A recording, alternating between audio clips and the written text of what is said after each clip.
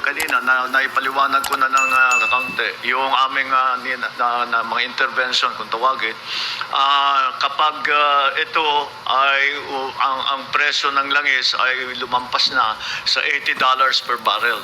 So, yun na nga yung sinasabi ko, mag-provide tayo ng subsidy para sa ating yung mga sektor, sa sektor ng ekonomiya na talagang maapektuhan, na mabigat. At yun ang nabanggit ko ay number one, of course, the transport sector, at saka ang ating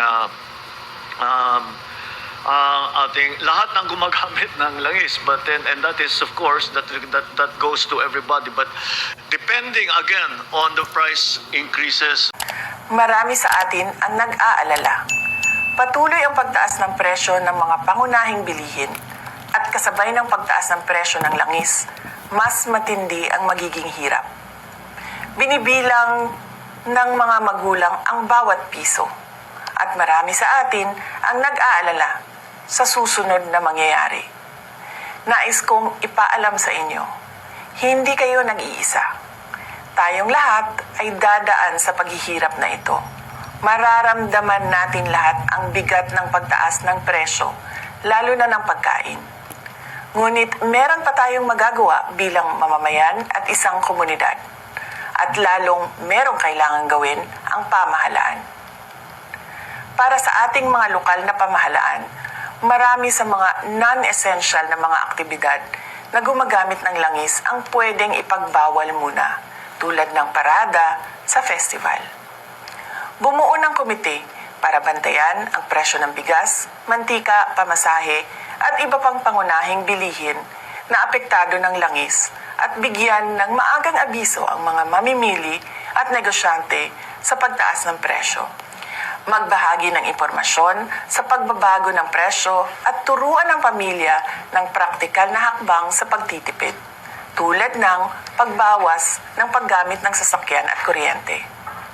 Palakasin ang suporta sa lokal na magsasaka at maliliit na supplier upang mabawasan umasa sa imported na produkto para makapagbigay ito ng buffer sa biglaang pagtaas ng presyo.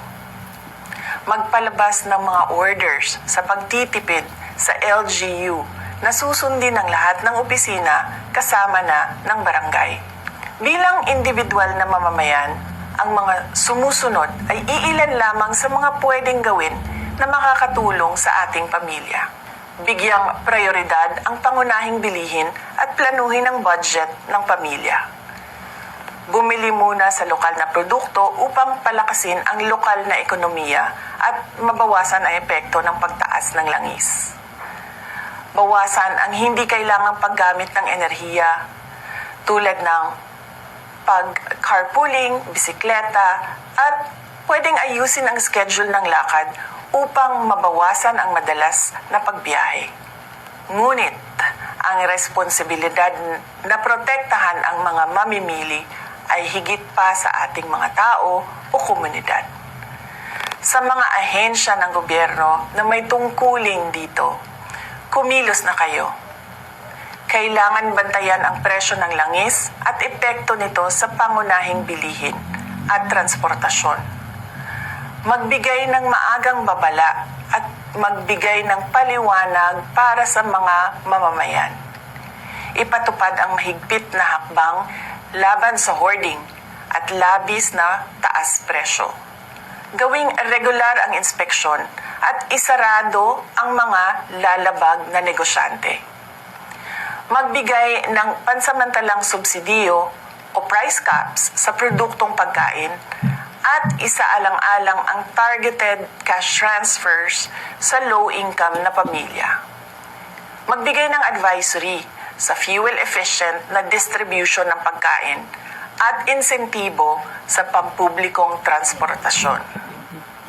Makakahanap tayo ng paraan upang mapagaan ang ating pasanin sa pamamagitan ng pagtutulungan sa komunidad, pagtangkilik sa lokal na produkto, at pagiging maingat sa ating paggastos at paggamit ng enerhiya. Kasabay nito, asahan natin ang aksyon ng gobyerno na protektahan ang bawat pamilyang Pilipino at tiyakin ang patas at matatag na pamilihan.